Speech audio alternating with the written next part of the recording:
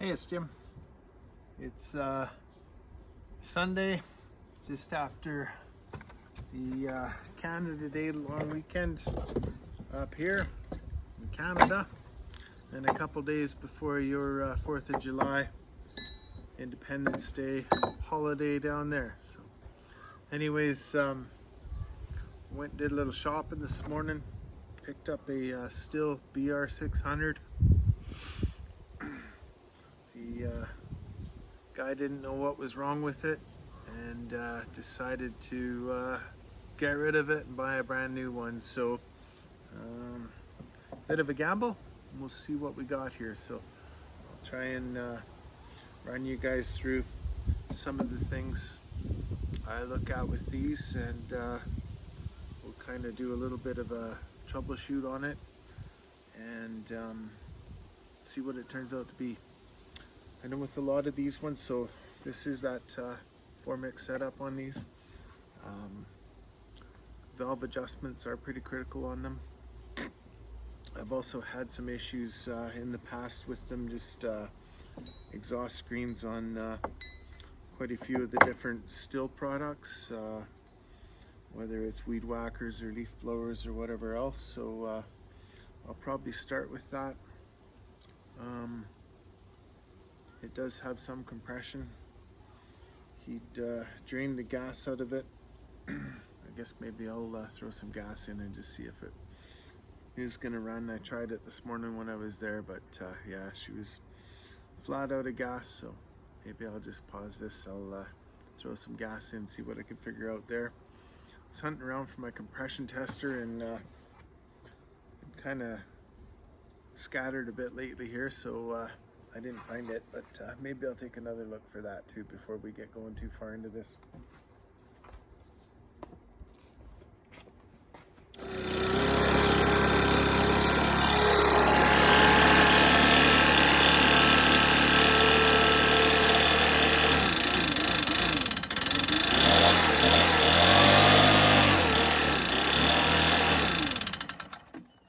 Okay, so just first couple pulls after I threw some fresh gas in it, and she does start up and run.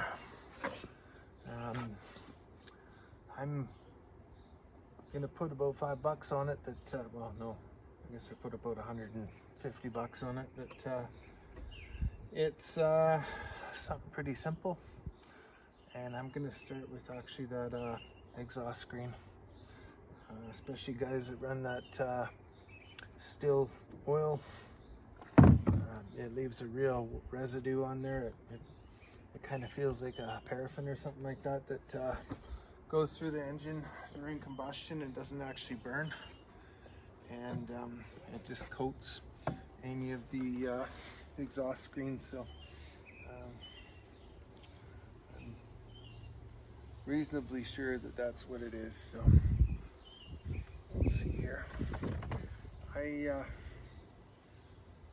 keep thinking about modifying these screens on here so that you can actually access that. There's 2 bolts basically inside that muffler system that you need to access, and then this whole port comes off. But the way Stihl did this, they didn't make that accessible, so you got to remove quite a bit of stuff off this. I'll pause it so that you don't have to suffer with that, and I'll bring you back once I pull the bolts out. Okay, so you've got to pull the 3 bolts out that hold your recoil starter on. There's 2 up the top here, and then 2 underneath, kind of by the anti-vibes, plus your plug boot that has to come off. These sit in these little nipples or whatever, and anyway, so that's that part. Now, oh, that's loose. Interesting. I might not be able to get it with that one. I'm hoping it hasn't been pulled apart, and somebody already knows what the bad luck is here, but we'll find out in a minute, I guess.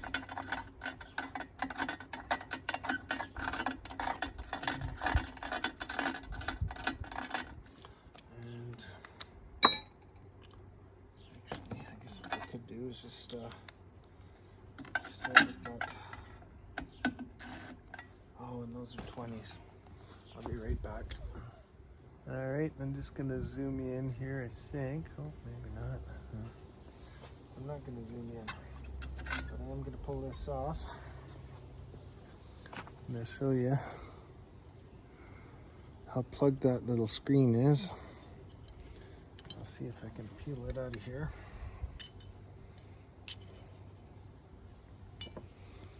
Okay, so it's actually not as bad as some. I did one the other day there for my uncle. Actually, they'd pulled her apart and couldn't get it running. Cleaned the carb and a whole bunch of other stuff, but first place I went was the exhaust screen, and if it can't get rid of its exhaust, then it can't run. So I'll show you what I do with these. I'll be back. Yes, I'm just going to use a propane torch and basically try and cook all this coking off of here.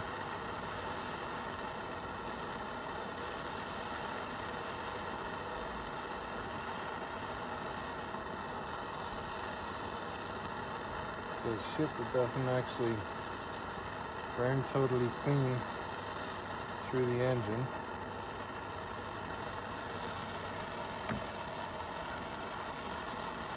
And ends up just accumulating instead on that exhaust screen. And so you'll see once it gets cherry red,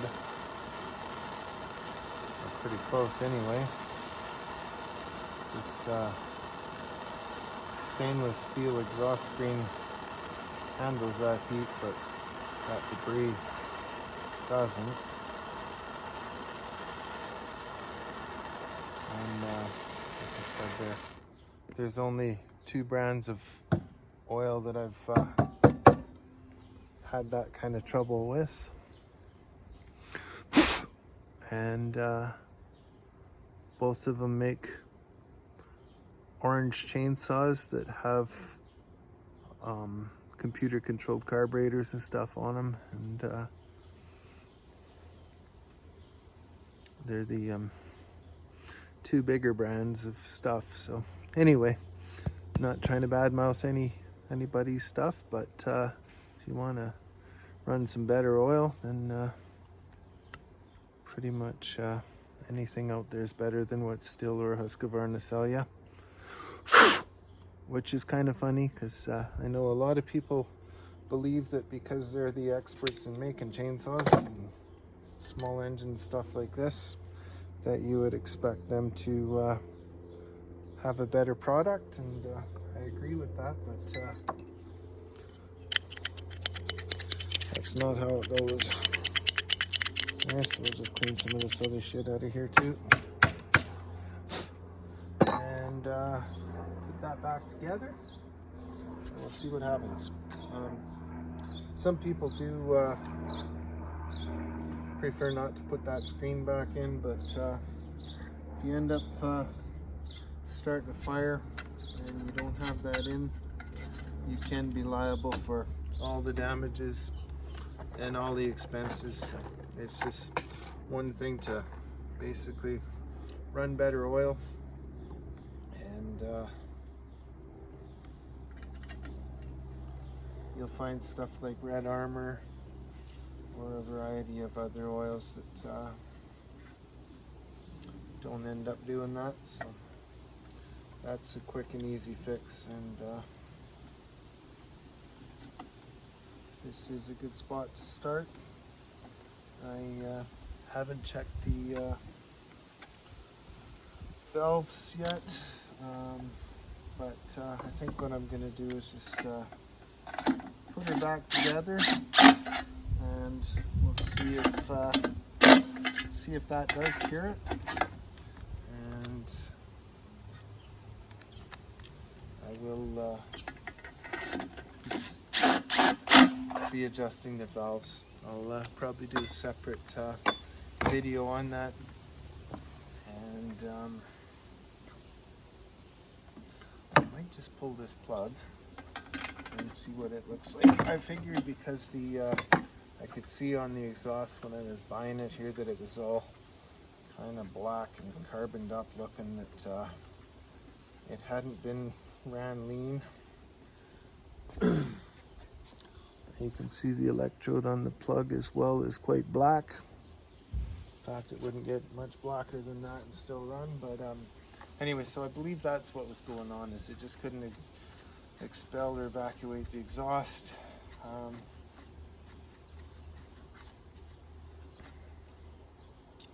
My conscience is maybe bothering me a little bit, but the guy did say that he'd already bought a brand new leaf blower and was happy with the decision he'd made. I suggested some other options, and he'd already ran the one that he had, replaced it with, so it wasn't like he could take it back, so I didn't want to get in a debate with him. So yeah, we'll see what we've got here. These screws that go in at the back here are always kind of tricky. This isn't the right driver to use, but at least it's long enough I can get him in there and get him started before I use my makeshift extension. This thing doesn't have a good magnet in it, so it won't actually hold on to my other bit here without dropping it, so I just was doing that. Come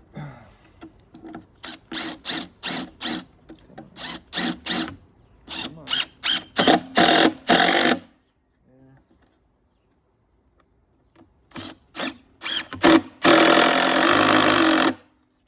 Like I said,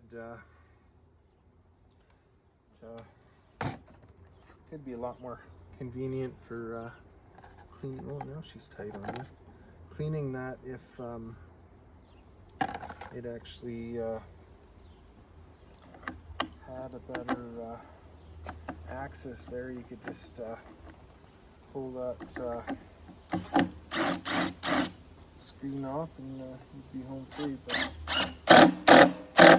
unfortunately that's not quite how that works, so it is what it is. Oh, that was a nice mess up. Never mind.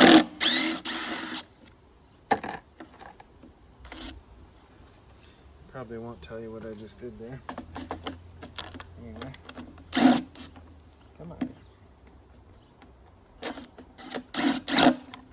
There.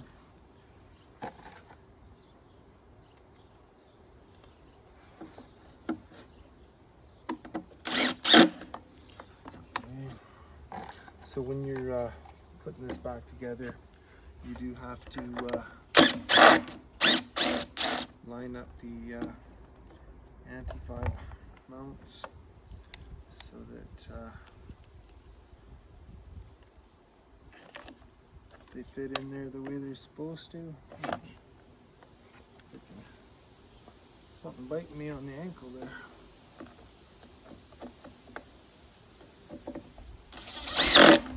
There. And then, yeah, then you're putting your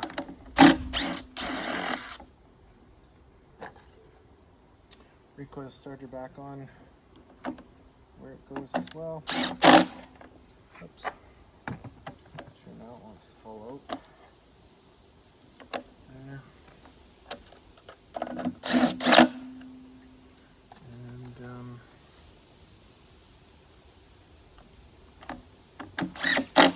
see if we're making magic here yet.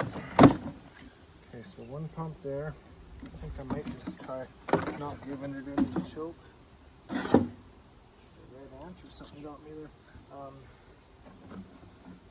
Was running a little bit here, so hopefully.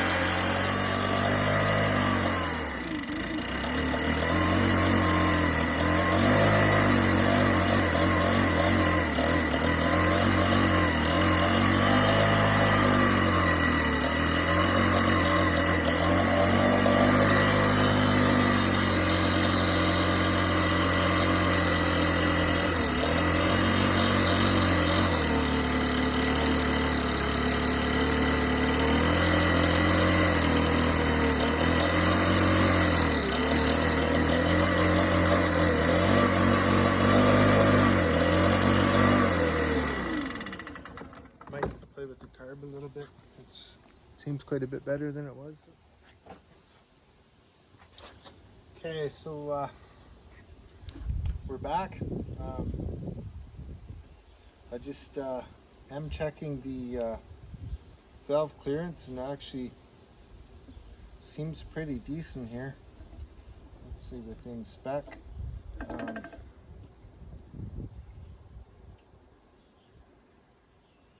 So I did play with some carburetor adjustments. Didn't seem to really cure it.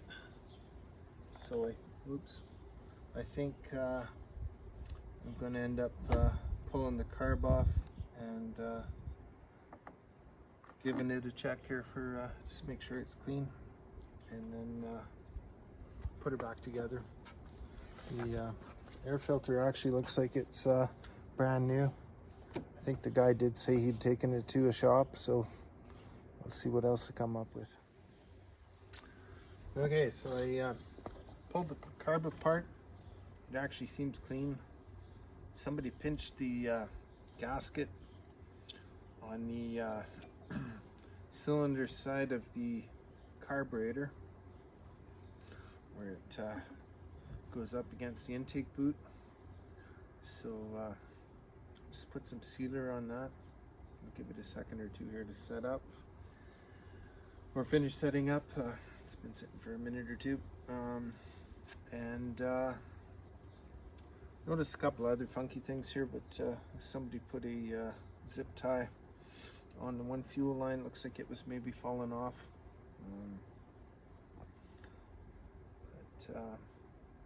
Anyway, so button her back up. Go, buddy.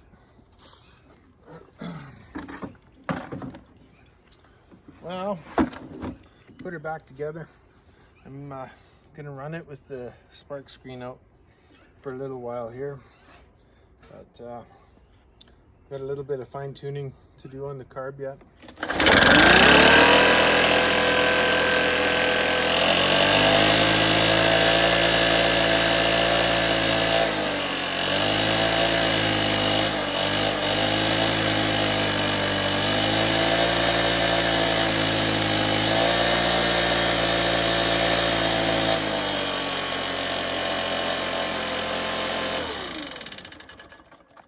I think I'll call it a win. Okay. Enjoy the rest of your weekend. Happy 4th of July.